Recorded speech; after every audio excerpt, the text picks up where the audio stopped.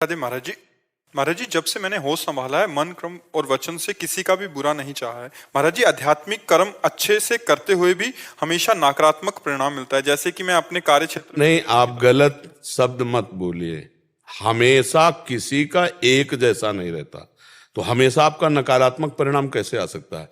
पापी से पापी पुरुष को भी सुख की विधान की वृत्ति होती है।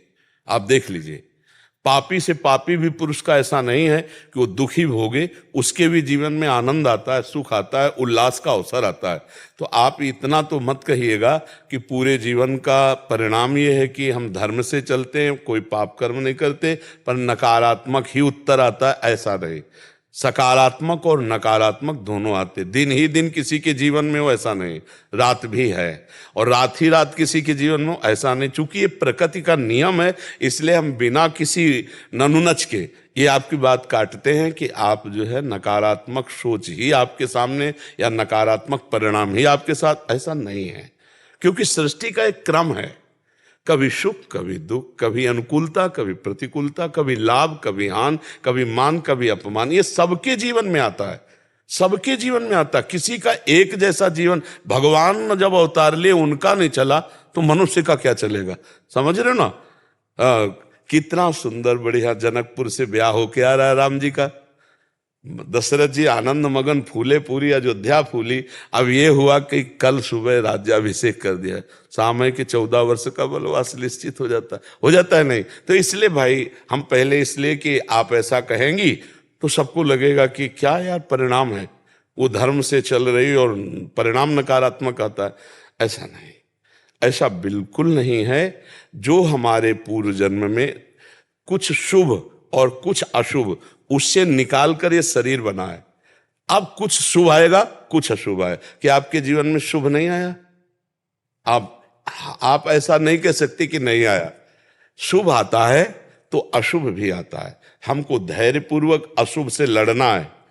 सुख में तो किसी को लड़ना पड़ता नहीं है ना, वो तो आनंद भोग करता है। लेकिन अशुभ में लड़ना है, हारना नहीं है। उस समय लड़ना यही कि राधा राधा राधा, और बुद्धि के द्वारा अपने को बचाना है। हम कहीं डूब न जाएं, उस दुख में, उस विपत्ति में न डूब जाएं। देखो, इसका नाम मृत्युलोक है। कभी ऐसा हो सकता है आपके प्रियजन मर जाएं, मृत्युलोक है ना, प्रियजन बिछुड़ जाएं। कभी ऐसा होता है प्रियजन मिल जाए। तो हमको बहुत संभल के चलना है इस मृत्युलोक में, कि हमारे प्रियजनों का वियोग हो सकता है, मरण हो सकता है। इसका नाम मृत्युलोक। हमारी प्रिय वस्तुएं हमसे छिन सकती हैं, ये मृत्युलोक है। यहाँ पता नहीं कब कहाँ कैसा। इसीलिए हम कहते हैं नाम जप करो, राधा राधा राधा राधा, और हे प्रभु बचाओ। बड़ा भयावह संसार है, बड़ा अब वो चैन से सोने की जंजीर पहने जा रही है, और दुष्ट आया पकड़ के ऐसे मुंह भरा, वो गिर गए। 40,000 50,000 1 लाख की जंजीर होगी, और उसका जीवन नष्ट, हाथ टूट जाए, पैर टूट। वो मोटरसाइकिल में बैठे ना, ऐसे लोग खींच लेते। अब कितनी घटनाएं ऐसी हैं जो व्यर्थ की, मतलब जीवन लीला को नाश करने। अब वो आराम से मस्ती से जा रहा किनारे किनारे, उसका ड्राइवर का पता नहीं क्या हुआ, गाड़ी चल गई पीछे ऐसे।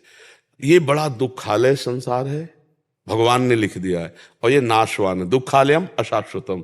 इसलिए नाम जप करो, दुख से लड़ना सीखो, सुख में भूलो मत। ऐसे अपनी जीवन यात्रा को काटो। जो कर्म हमने किए हैं वही हमारे परिणाम में आएंगे, पक्का समझो, उसके अलावा नहीं आ सकता। अब हम मनुष्य जन्म पाए हैं तो नया एक ऐसा कर्म करें कि सब कर्मों को दबा दे, वो है भजन। भजन एक ऐसा महान कर्म है जो तुम्हारे पाप और पुण्य दोनों को नष्ट कर देगा, और तभी भगवत प्राप्ति होती, भगवत प्राप्ति करा देगा। तो अब जैसे आप कहें कि आपके दोनों किडनी ठीक है ना? हाँ। हम बचपन से किसी जीव को मारा हो ऐसा याद नहीं, और भजन के सिवा कुछ काम नहीं, और दोनों किडनी फेल है। विचार करो आप। अगर दावा पेश करें तो करने का अधिकार रख सकते हैं, लेकिन हमको ज्ञान है इस बात का, इसलिए दावा नहीं पेश करना है। हमारे कर्म का फल हमको प्राप्त हुआ, लेकिन हमारे प्रभु का प्रसाद, स्वस्थ किडनी वाला इतना कार्य नहीं कर सकता जितना फेल किडनी से कार्य करवा रहे प्रभु, नहीं करवा रहे। ये भगवान की कृपा है और ये हमारा कर्म है। कल तो गुरु भगवान 1-1.5 लाख लोग थे, हाँ, आज उससे ज्यादा। लेकिन से मेरे जबान थक गई। तो हम ये बताना चाहते हैं कि हमारे कर्म हमको गिराना चाहेंगे पूर्व के, लेकिन यदि हमारा भजन है, भगवान का आश्रय है, तो हमको ये कर्म रौंद नहीं पाएंगे। ये बात है। देखो, मनुष्य जब भगवान से विमुख होता है तो पापी कर्म बनता है।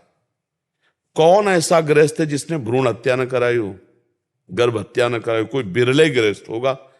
आप विचार करो, और उसका कितना बुरा दंड है, अब ये तो पता नहीं है।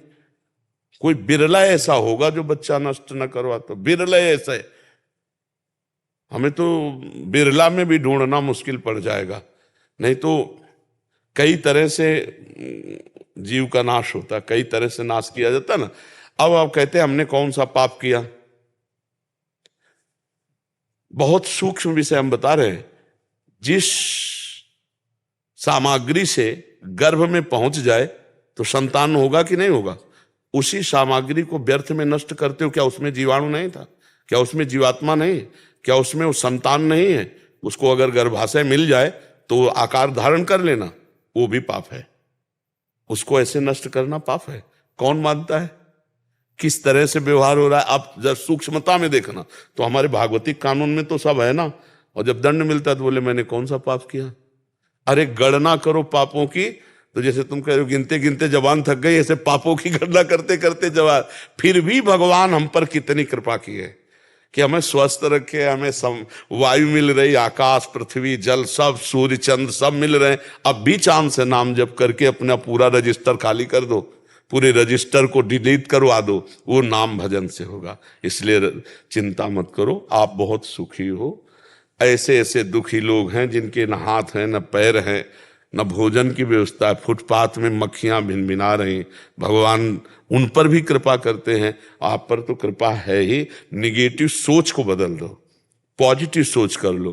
कुंती माता जी ने भगवान जब द्वारिकाधीश पांडवों को राज्य दिया और चलने लगे तो भगवान से प्रार्थना की कि प्रभु मुझे पग पग पर विपत्ति दीजिए। बोलो कौन ऐसा मांगेगा? विपत्ति से सब थर्राते हैं, नहीं डरते। कुंती माता जी ने कहा विपदा संतुना, एक एक कदम पे विपत्ति दे। तो भगवान ने कहा ये चीज क्या मांग ली? बोले प्रभु आज संपत्ति मिल गई तो आप पीठ करके द्वारिका जा रहे हो, और जब विपत्ति थी ना तो आप दौड़ते हुए आ रहे थे। मुझे आपकी सम्मुखता चाहिए, जो विपत्ति जो दुख आपकी याद कराए, आपका दर्शन कराए, वो संपत्ति से बढ़कर। और वो संपत्ति जिसमें आप पीठ करके द्वारिका जाओ आग लगे, ऐसी संपत्ति नहीं। मुझे पग पग पर विपत्ति। तो विपत्ति तो भगवान से मिलाने के लिए